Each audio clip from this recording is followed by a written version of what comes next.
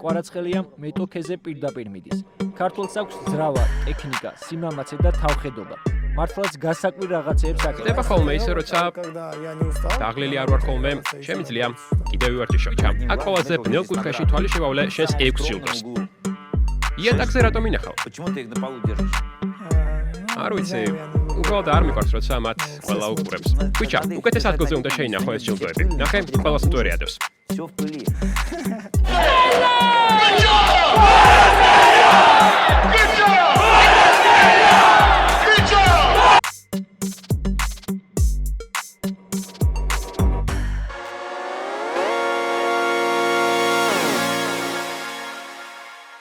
შენ ბაზაზე ცხოვრობ.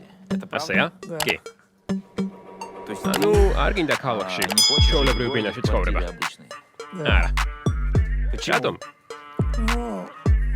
ფიქრობ, ბაზაზე კარგად გზობ თავს. თუ ვარჯიში მომინდება, 2 წუთში უკვე მოედანზე ვარ.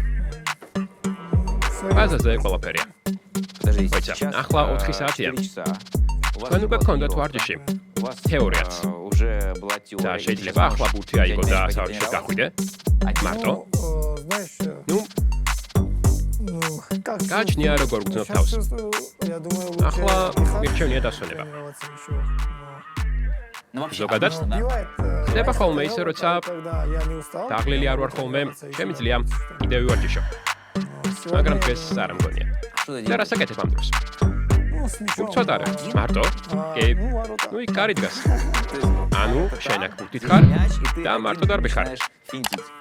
კი. შემიძლია ვივარჯიშო დარტყმაზე.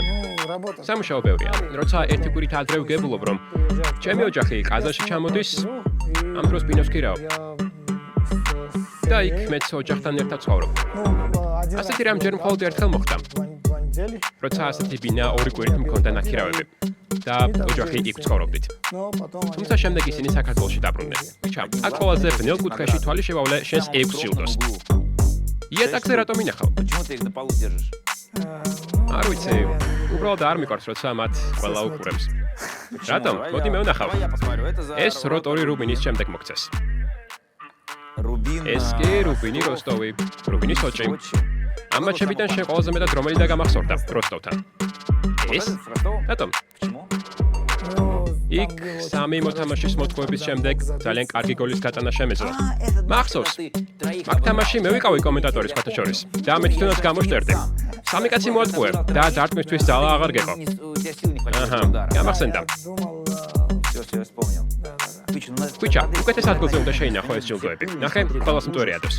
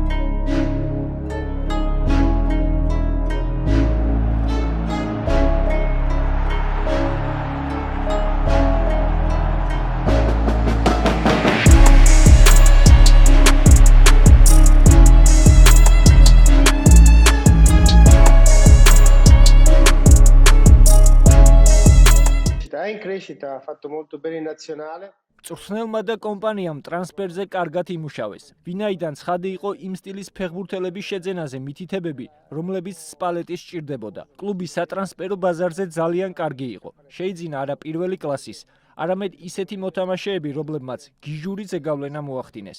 ანგისა ტორინოსთან შესანიშნავად გაისარჯა. კიდევ ჰყავთ შთამბეჭდავი კვარა, მეურვეს ყოველთვის ატყუებს. ის ადამიანი დრიბლინგია. ამას მოწინააღმდეგისთვის ყოველთვის მტკივნეულად აკეთებს.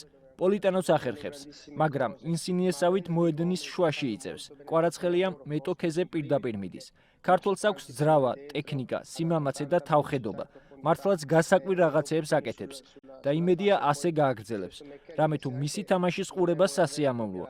როდესაც ასეთი ფეხბურთელი გყავს, თავიდანვე გაქვს უპირატესობა, რომლის მიერ დაცვის გარღვევის შემთხვევაში მთელი გუნდი აცნობიერებს, რომ დამატებითი იარაღი გააჩნია. მოდით ნუ დაგავიწყდებათ, რომ სპალეტის გუნდები მრავალი წლის განმავლობაში კარგად თამაშობენ. ამიტომ ფეხბურთელებისთვის თავისი საუკეთესო წარმოჩენის პირობები მათ მთელი თავიანთი უნარების გამომჟღავნების საშუალებას აძლევს. როდემდე გაგრძელდება ნაპოლის წარმატებული სერია, არავინ იცის.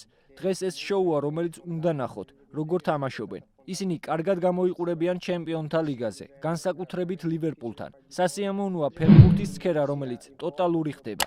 მათიციან ბურთით მოძრაობა, ბურთის დაჭერა, ვერტიკალურად შეტევა და შემადგენლობის შეცვლისასაც ახერხებენ წარმატების მიღწევას.